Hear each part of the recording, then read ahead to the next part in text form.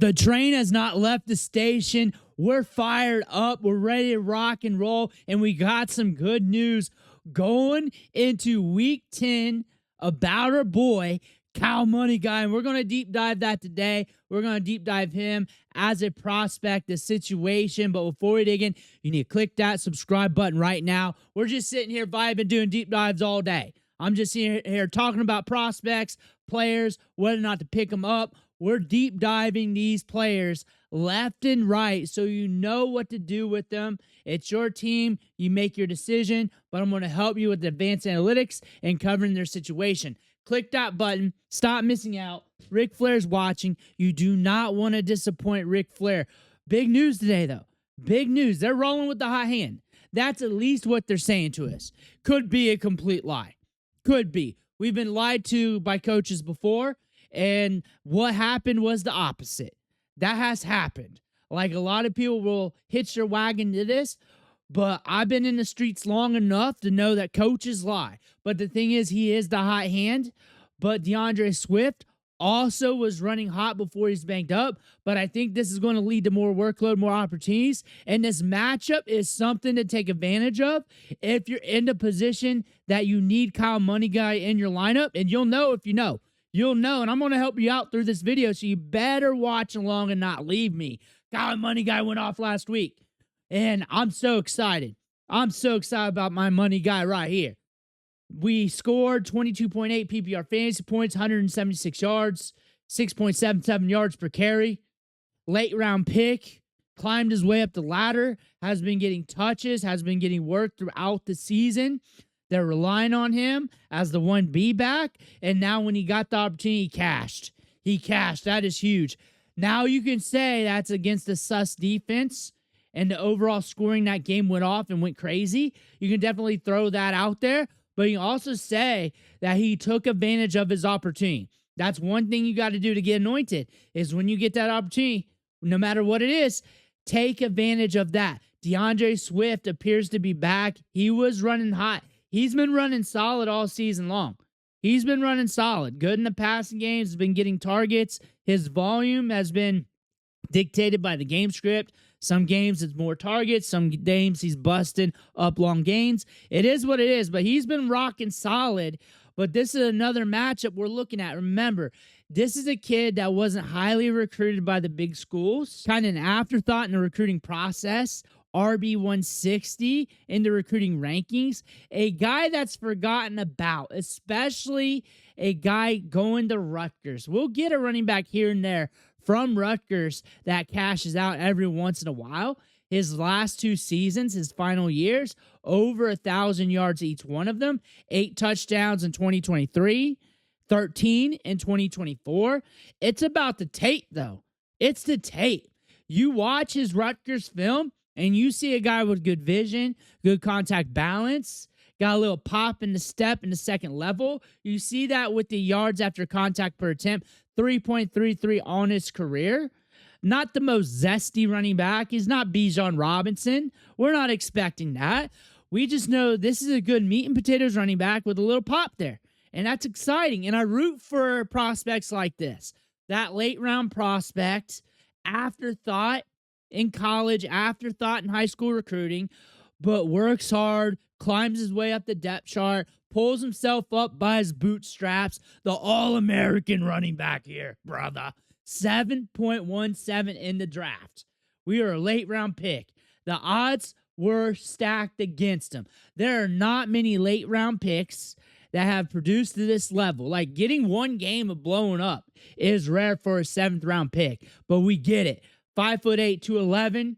Again, not the zestiest running back out there. Not the most explosive.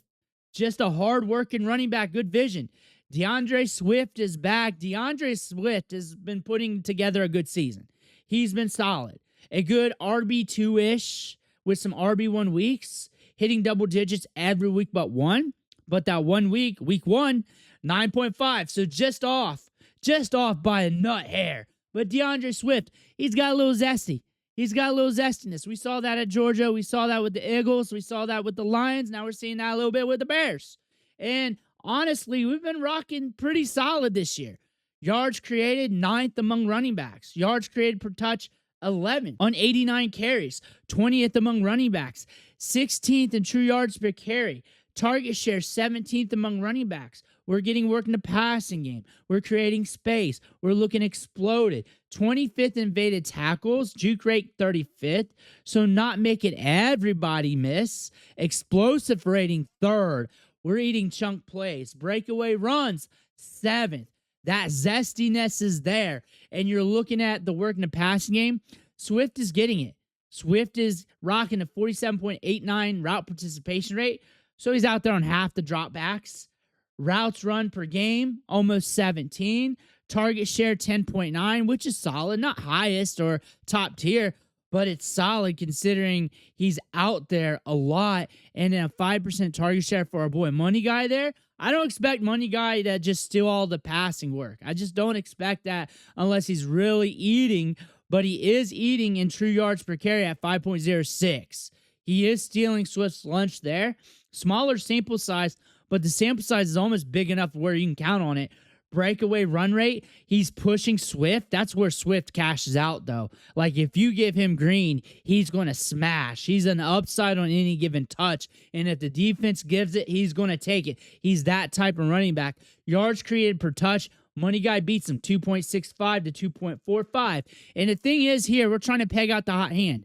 Both of these can be hot hands. Money Guy is the hot hand. He is. He's hot from the last game. Swift can be a hot hand. Money Guy is the hot hand right now. You're seeing that right now in the numbers. Now you're looking at the opportunity share. That's with the last game baked in. 17% versus 30%. Why can't we get it split up damn near nuts even? That's the thing about this. Swift getting the targets. Money Guy getting the red zone and goal line work. Flipping them in and out. You can definitely get that. The thing about this could nuke both running backs. There's a chance for that. There's a chance. But also when you're looking at this, Money Guy was a free stash, a free pickup. So if they nuke both running backs due to both of them cashing, Money Guy's still going to get you some fantasy production if you use him in the right way. He's still going to score some touchdowns. Swift would be the one you worry about anyways. Again, it's a no-lose situation here with Money Guy because prior to that, you were just looking at jabronis anyways. You were looking at other jabronis. Now you got a guy here that is earning workload, and he could cash out with all of it. He could definitely do that. We do not know what the coaches are planning to do with these touches. He could continue to roll and get all of it. That's the thing about this. Money Guy's up here, earning more workload and more opportunities. A 30% to 50% touch share when it comes to the carries. You're looking at the yards per carry, 5.3 versus 4.6. Neither of them bad. Neither of them, but Money Guy's cashing. He is cashing big. Money Guy huge against the Bengals. Huge against the Bengals. Everybody should be huge against the Bengals. That's the thing about that. You could say that, but the coaches don't care. Coaches ain't really looking at the spreadsheet saying, yo, that's the worst defense. That's the easy one he should be doing. No, they're happy. They're happy. Their Kyle Money Guy got them the money. They're happy about that. That's what coaches do. Like, coaches ain't balls deep in the spreadsheets. They're not. Not most of them. But you're looking at that. They're happy about Kyle Money Guy. They're happy about this. That is the one thing. If they don't split up the workload the way we think, the one thing that statement did say that I said earlier, it definitely said that they're very happy about Kyle Money Guy. When you read between the lines, tell me that they're not happy about him. Tell me. I'm happy. You're happy? Now, looking at this matchup, I see potential here. I see a lot of potential. There was a run with the Giants where they were crushing. They were cruising against running backs. Saints, Philly, Denver. And they got a nasty front. It could be nasty, but it's also volatile. They could also get crushed. They've been crushed more times than anything else. Saquon, McCaffrey, Hampton, Javonte, Corey Krosky-Merritt almost did. They can get crushed. They've allowed 4 100-yard performances and the targets out of the backfield to these running backs that are crushing. There's a chance both running backs eat this week. Both of them. There's a chance. If you're looking at those targets, you're looking at that.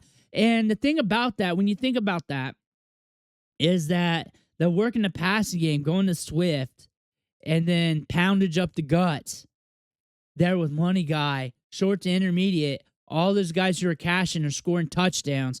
Money Guy, give him the red zone work. Give him the red zone work. Let Swift get it in the passing game. Let him get it on the outside. Try to take advantage of that space.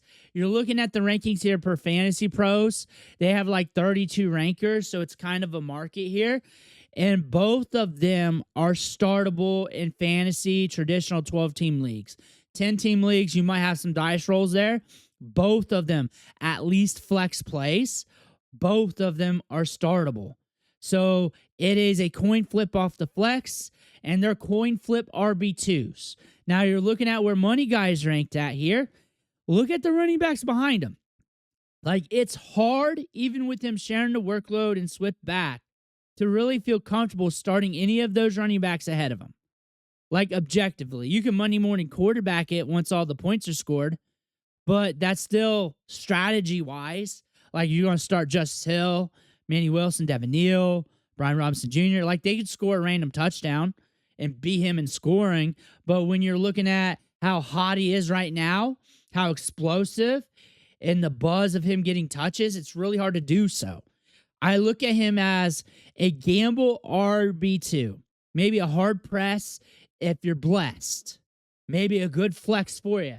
And at the flex spot, him versus Hendo is a good question here. I think both of them are splitting the workload. Both of them are touchdown gambles. I think both of them are gambles to make the big play. I think that's a good dichotomy. And I think it's 50-50 and flip a coin. Him versus JMO. Him versus QJ. Of course, they had a Dalton Kincaid. Him versus Dave Montgomery. Oh, shit. That's a rough one. Him versus Keenan is a rough one. They got him ranked ahead of them, though. Ahead of Pitts for sure. Ahead of Tez for sure. Ahead of Parker Washington for sure. Zach Charbonnet for sure. On down from there. And now you got some 50-50s. Him versus DJ Moore. Him versus Travis Etienne. Him versus Tyler Warren. He's up there. He's up there. I'll say this. In that range, if you're feeling it, if you're feeling froggy, if your gut's rolling with it, go ahead. If you're iffy, go with the vet that you trust. But Kyle Money Guy, a gamble this week, but with bye weeks and injuries, like, he's a start because everybody else behind him are big-time gambles as well. He's still getting touches. He's still getting opportunities. Him and Swift are threats to hit this week. Both of them could hit this week. There's an opportunity for that. I think this matchup could roll that way. They got a projected high point total for this matchup. I said this earlier in another video that I like this matchup for the running backs for both sides, especially for the Bears here. I like this matchup. I think we could get some good back and forth. This is a game I'm very interested in, and I think you got potential for both sides. That does not mean I'm guaranteeing them to score. That means when I look at this strategy-wise coming in, just cutting you straight. Honesty. Like, nobody else is doing that here in the fantasy football streets. You go look at YouTube, they're just trying to be cappers, but not be cappers. They're capping you like those guys are trying to sell bet picks. I'm not doing that. I'm just going to give it to you straight. You do what you want to do. It's your team. But I think both running backs here have decent odds. It's a nice matchup here, and the touches are just going to have to play out. I love Kyle Money Guy. I think in some of these matchups and some of my leagues, I am going to put him in there. You don't want to because you're good at running back. But most of you aren't. About half of you aren't. So that's the thing. If you're not good at running back and you're kind of questionable in the flex, I mean, this gamble ain't too bad. It ain't too bad of a gamble. But remember, I said the word gamble because we do not know what they're going to mess around with these touches. He could get all of them. It could be a 50-50, 60-40, which is still great. That's still a huge increase in a nice matchup. That's still nice. Say he gets 40%.